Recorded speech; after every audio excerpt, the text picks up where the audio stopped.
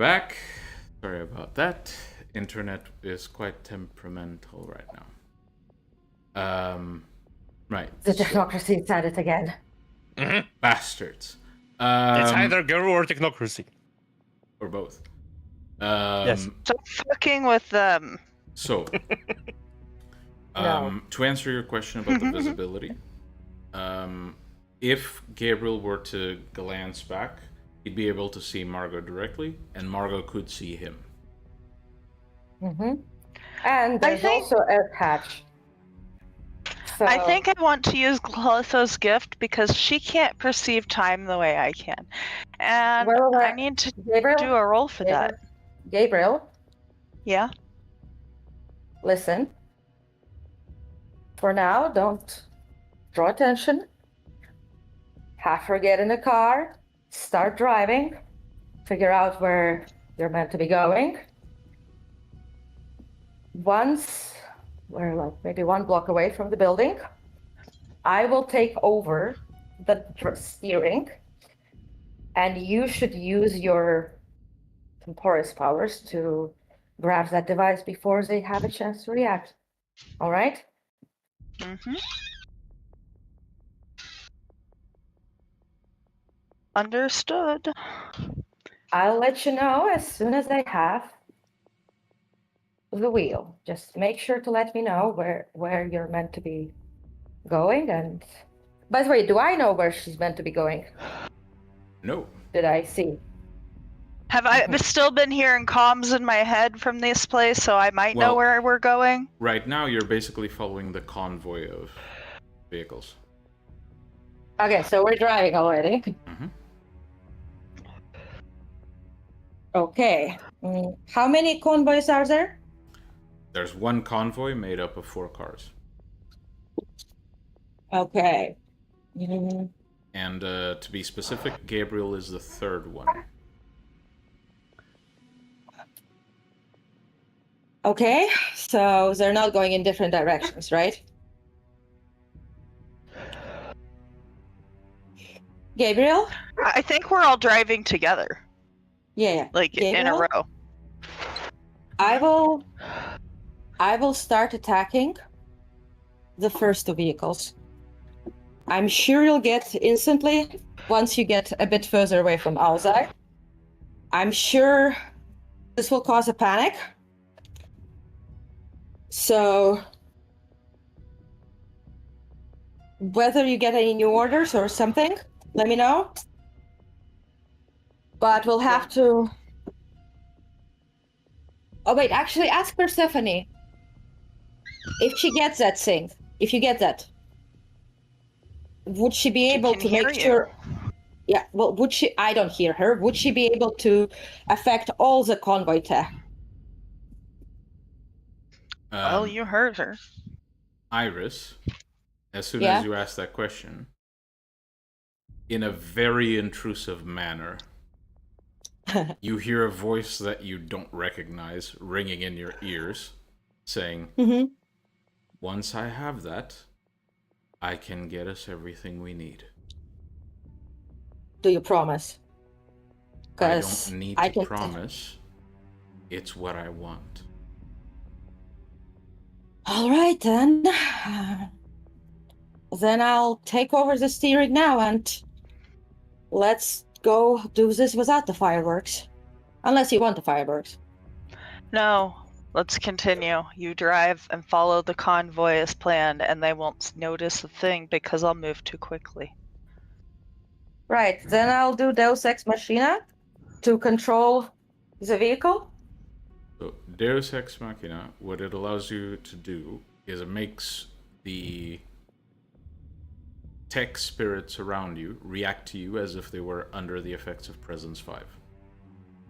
They want to do what's best for you. Unless they know you want them to keep driving, they might interpret what's best for you as them driving away with Margot and Gabriel in the car. Okay, so I guess binary grasp it is, right? Yep.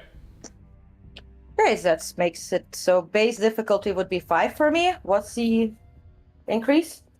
So you're trying to grab at the driving controls, correct? Yep. Yeah, that's mechanical, but fairly complex as far as mechanical devices go. So I would say +2 on the difficulty. Okay, so 7 it is. And I'll use a willpower for that. So 11d10. The willpower. I'm also declaring a willpower for my future roll. 1, 2, 3, 4. 4 successes. All right. So Gabriel, although you're still, hands on the steering wheel, when one of the turns comes up, you feel like you don't need to put pressure on the wheel for it to turn for you. All right. Okay. Vehicle under control. Showtime. Activating Clotho's gift for extra turns, and rolling that now with a willpower. Diff 7, so that is 2 successes. All right. Means you have...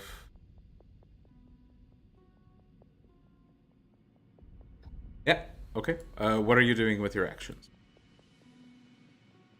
Unbuckling my seatbelt, reaching back to quickly grab the thing and tuck it into my own pocket, and then sit back down, buckle in, and take control. All right. I'm not gonna have you roll to execute it because time is basically stopped. Yeah.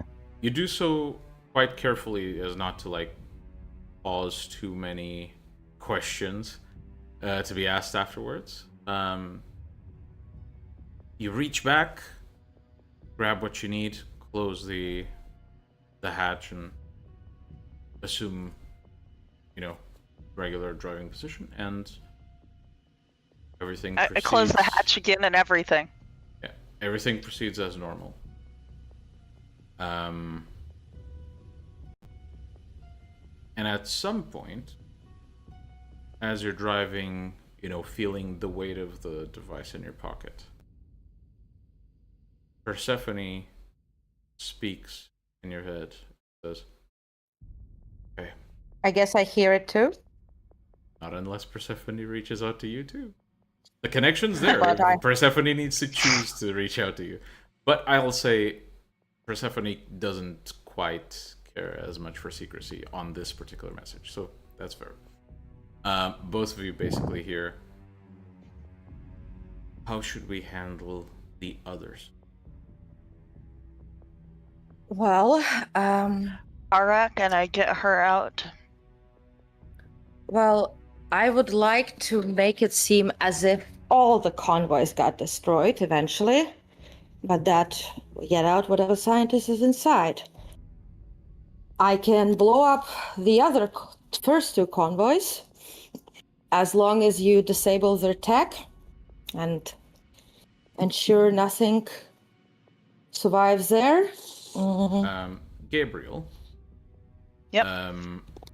You, and you can tell every other soldier, including the one sitting on the passenger seat of the car, you along with all those soldiers hear the radio message from voice you don't quite recognize, saying, "Check in."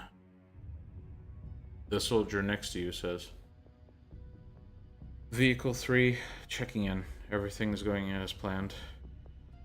Sir? The response comes through. "Is Kian alright?" The soldier waits for a response, and there is no response. Wait, who asked is Kian all right?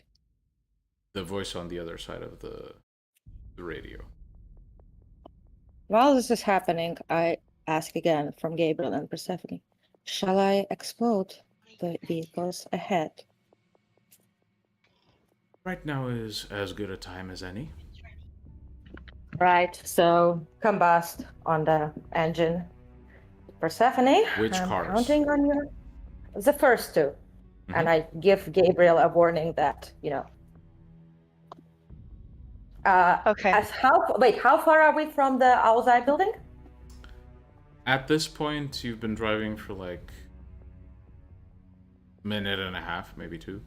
So you're far enough that any immediate response will have to like speed through the streets to get to you. There's already ambulance, police, etc. Yeah. Okay. Yeah. So I take out first the first 2 vehicles.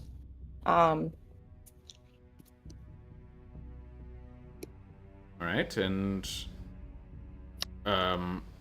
basically, as you will the flames to combust the engines on the first 2 vehicles, are you targeting the engines or the fuel tanks? What's the fuel tanks? There you go. That's what I wanted to hear. Yeah, Gabriel, what you would expect to happen happens. In front of you, the 2 vehicles explode one after the other. The soldier next to you swears, pulls basically cocks his rifle, and swearing under his breath, he reaches to the earpiece and says, "Ambush, ambush, ambush!" Then he looks to you and says, "Drive!" I explode the 4th vehicle. And I drive. Yep. Meanwhile, both Iris and Gabriel make a perception. I'm gonna do a performance roll to also appear as if I'm starting to panic. I don't think you need to. I'll allow you to be as authentic as you want to be, but I don't think you need to because anyone who might be paying attention is completely crapping their pants. But both of you need to make a perception and empathy roll. I believe now tactical would apply. Yeah. Yeah. What about emotions? Yes, absolutely. 6 successes. All right. 4. All right. So, the soldier sitting next to you, Gabriel. Wait, it's more than that. I don't know. The soldier next to you, Gabriel, is panicking. Margot is holding on to the roof of the van and like one of the armrests of her seat. Yeah. Clenching her jaw and hoping, fuck this vehicle doesn't blow too. The scarred scientist starts essentially rocking in his seat. I'm gonna be swerving and all this, the expected reactions. Yeah, essentially he's begging under his breath for nothing worse to happen, for them not to catch him. Okay, how many soldiers are in the car? Let me finish. Yeah. And then you notice the last passenger in the car. The man wearing what looked like the test suit with a bunch of devices strapped onto it. Yep. He seems startled when the attack happens. And then his eyes lock onto Gabriel. And we'll cut to Jack and Jasper. While Abel sees on one end 3 explosions and a swerving van, and on the other a gorilla of a dude raging out and charging at his 2 packmates. Both of you have 1 action before what happens next happens. You know what really cools people off? When the fucking shadow tentacles tickle their fucking heart. Go on.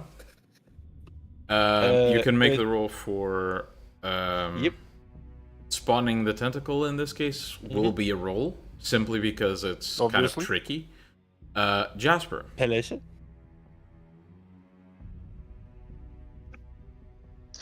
I'm going to use Grasping Soil to stop him.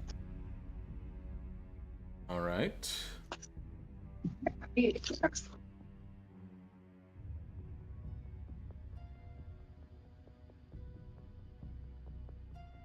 So, Grasping Soil is... Do I get an action? Of course. I'll create a Another wall. like a flashbang effect inside his helmet. Oh. Oh. Okay. Wow. Shit. Fucking nasty. You went straight for the balls. Uh-huh.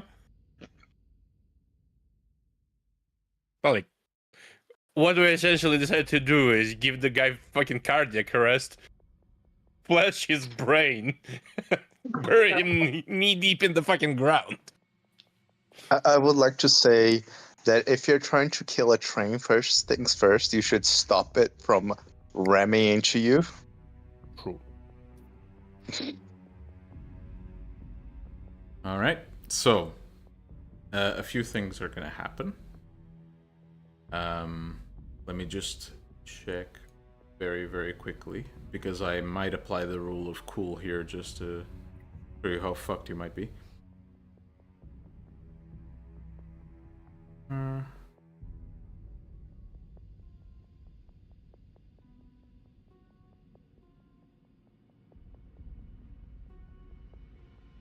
Okay. So I'm not going to count damages yet, because there's a pretty like set in stone condition for the guy to stop. So here's what happens. Jack, you form these shadows around the guy's heart and you clench. He doesn't even slow down. So you do hear muffled, like, grunts. Motherfucker.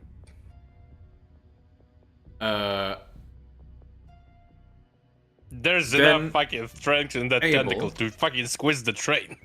Then Abel, you cause this flash in the guy's helmet. You know it happened, and the guy shaking his head and screaming in agony tells you that should hurt like hell. He's probably blind right now, but he doesn't stop running. Jasper, with basically thinking quick on your feet, you reach to the ground, and the asphalt cracks and shapes into these jagged points around the guy's legs. And you hear tearing and shattering noises as the guy rips his own legs off trying to get to you. Motherfucker. As he falls to the ground, screaming, you see that he basically allows himself to fall on the ground, looking towards you, and reaches out with his arm. Now, I need both of you to make soak rolls. Shit. Can I say I activated the ritual for that, like, boost my physicals to my obtenebration level? Well, I allowed others to do similar things, so yes. Okay. You're gonna need it. Tough as nails? Tough as nails? I would like to use one blood point to activate Fortitude. Mm-hmm.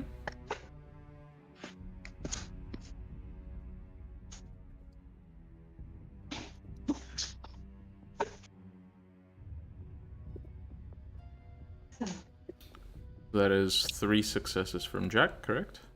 Mm-hmm. Right.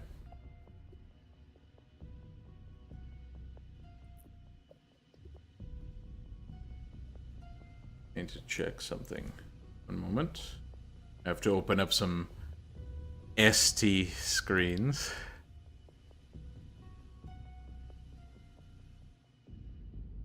Because with this At least our Malkavian isn't currently casting C behind DM screen again.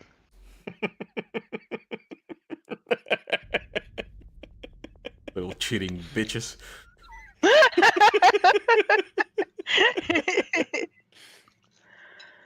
Hey. Oh, The only reason Next game, I want to play a fortune teller that tells the future. all right. do you So, really? God, this is not gonna go well. All right. So, go back. Okay. So Jasper, with your roll plus fortitude, that would be okay. I think best perspective to describe what happens is from Abel's point of view. Abel, you basically see this broken man still like screaming as if he's not really in control of his own actions in that suit. He reaches out with his arm. There is essentially a blast that encases his wrist. And you see this, essentially this very small light speeding through the air, ripping through Jack's side, then hitting Jasper and causing an explosion that knocks him back. Jasper, you fall on your ass, but apart from your singed clothes, which you just sort of pat down, you're thankfully unharmed. Then you look forward, and Jack, I would like you to fill your track with 7 lethal, as you are torpored immediately. Oh my god. Well, good luck to me. It's gonna take a fucking while. Lethal? As soon as Yeah. I see him knocked out, I am going to use what's it called again? No, not this one. Root of Vitality.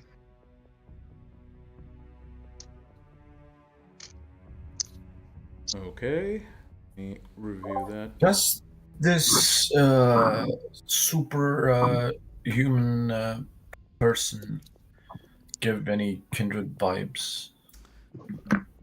None at all. You can tell a few things with your set of powers. Passively, you can tell that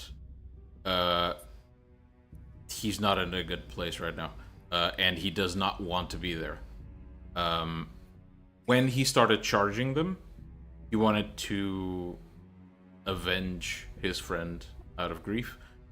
The moment things started hitting him, he wanted to go home.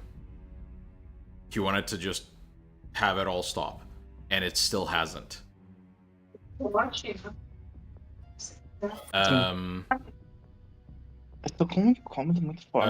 So for your power, root of vitality, Jasper. So you may make the activation roll and spend as much blood as you'd like to use. And Abel, you get 1 action before whatever the guy tries to do next happens.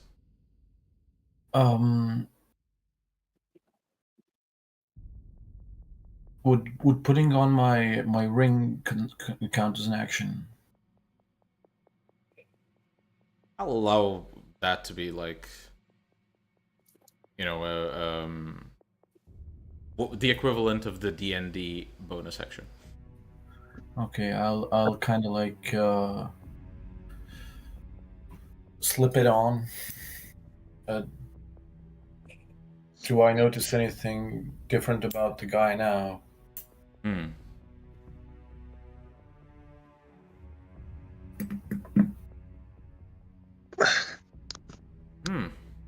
Would you? I don't think so, because there's nothing related to wraiths in the Shadowlands. So no, actually. Okay, so I can, with an educated guess, say that he's not possessed in any way, or... No. Just before I roll, I would like to say that I'm using 6 blood points for this power. Okay. Because I do have to specify how many blood points I'll be using. Okay.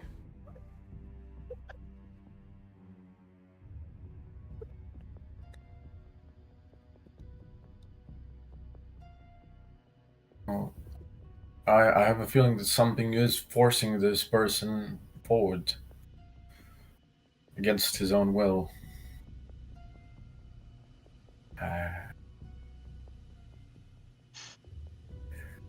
Do I remember Kian's voice?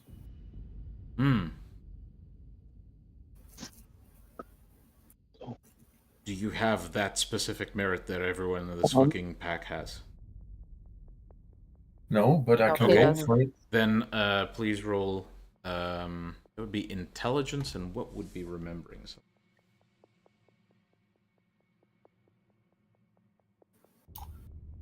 Just remembering like someone's attitude or mannerisms, someone's voice. I guess we could stretch and say either intelligence performance or intelligence empathy. So I got 4 successes, so that means he will heal 4 lethal. Yes, over the course of, let me check your 4 minutes, I believe. It's basically you have to spend the maximum blood point amount per turn that you're capable of. So that depends on your generation. And yes, yeah, to use the full I said I would be using 6 blood points, but I only got 4 successes, so unfortunately I lost 2 blood points out of this. But for the next 4 minutes, he'll be healing 4 lethal.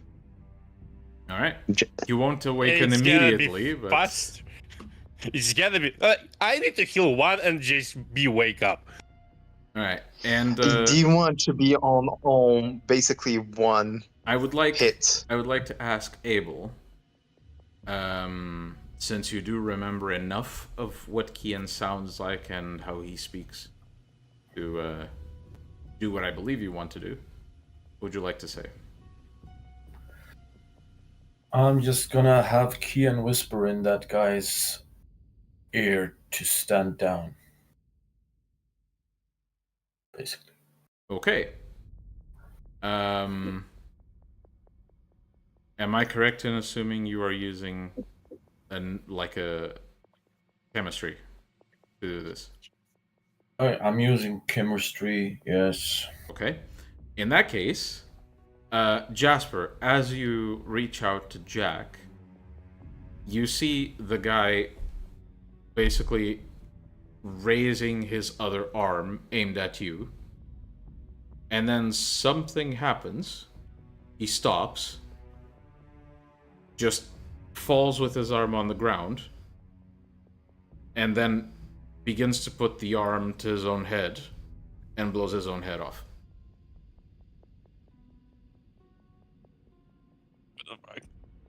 Yeah. That's a little bit excessive, don't you think? That's not what stand down means. Yeah, the guy didn't heed your command, the suit did. Miguel, they're still within my range, right? Yeah, you just saw all of this shit happen. And Jack, you're beginning to sort of regain your awareness and realizing Jasper, that... I'm shaking under the fucking ground. Yeah, but you're starting to feel like how much of your torso is missing from one shot. Okay, so as I see it, I'd straight up quickly whisper to Gabriel and Persephone that the devices can override control of the body and have a kill switch.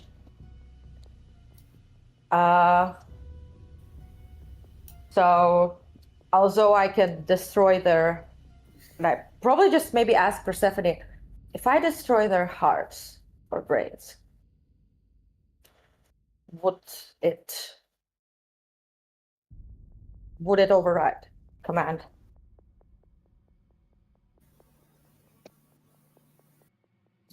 Temporarily. How much time? Because I have one staring at me in the back seat right now. Yeah, so I know. would like to know. I know. Listen.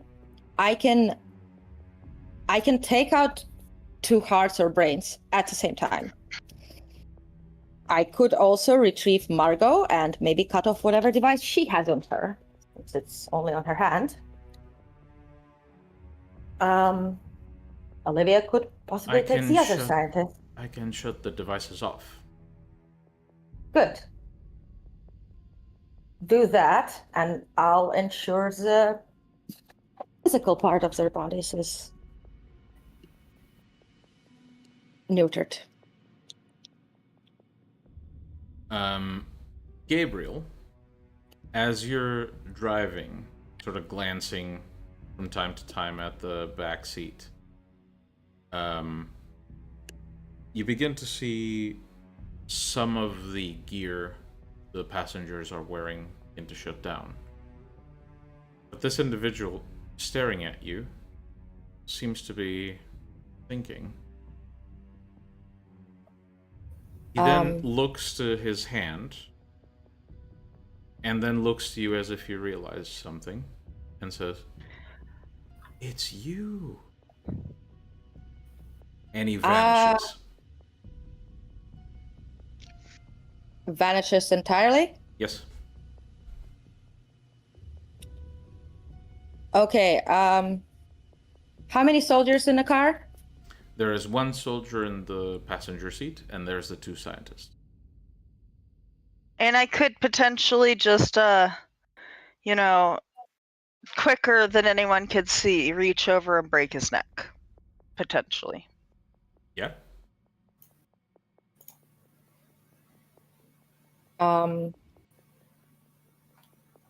But it... Gabriel, are the back doors locked to the car? Yes. Do you have any lock control from your seat? Yes. And I imagine, like on all vehicles at the driver's side, you can click a button for it. So that you're the only one that can control that shit. You can indeed child lock the scientists in the car. I'm doing that. No, wait! Squirrel. Okay. But listen. Okay. Go. Olivia and I are gonna make sure the car doors will be unlocked in, I'll give you how many seconds. We'll get the scientists out of the car. You take care of the soldier and check whether whoever that fucker was who disappeared, make sure to drop off the trail. We can't risk having them... I can't be followed. I understand. And we can't have them kill our insiders, okay? So, how long would it take for me and Olivia to get to the back door?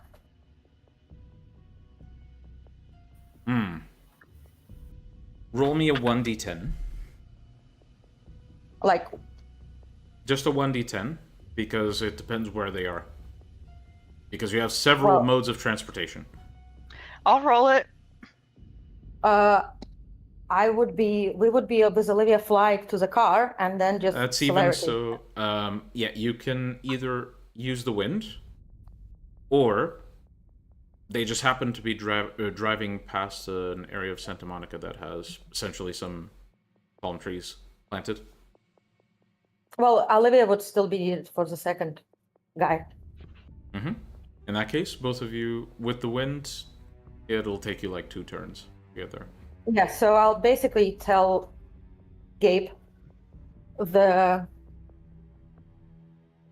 time countdown in seconds for Gabe to unlock the back door, because we'll essentially just get in, grab the two guys, and he'll have to take care of the other soldier and stuff.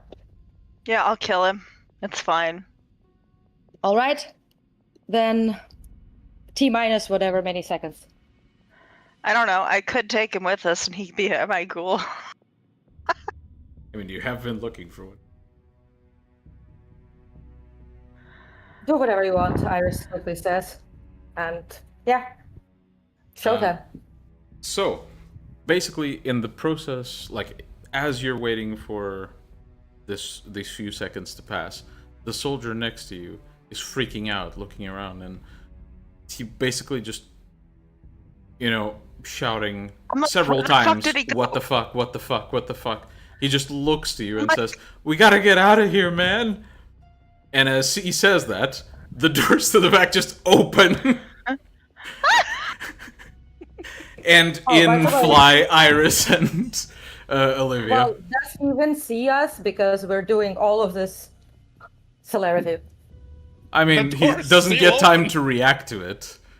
He doesn't get time to react to it, but he sees it. And he's fucking terrified for the few, microseconds it takes for him to while he's distracted, I just want to reach over and snap his neck with potence. Yeah, I'm not gonna have you roll for that. He even drops his gun, startled by the doors at the back, being slammed open. And it takes no time for him to just be limp on the passenger seat. Basically, his head bumps against the front, and he's just there. And then I think to Iris, rendezvous to pick me up in a little bit. I'll just tell Gabe that we're essentially taking to our, a computer lab has a whole Faraday cage and whatever. Yeah. That we'll take them briefly, the scientists there, to remove whatever tech. And then we'll move to another safe location. And that I'll basically whisper this on the winds to the other guys too. Mm-hmm. And I'm ditching the vehicle at some point. Before we conclude this scene, just a very quick addition to the events that happen. Basically, as the two of you, as Iris and Olivia just enter the car, the scarred scientist scrambles in his around his torso and pulls out this very small handgun, and as he's going to aim it at Olivia, his hand is grabbed, pulled up, he fires a shot through the roof of the car, and Margot looks to him and just says, "Tatum, stop."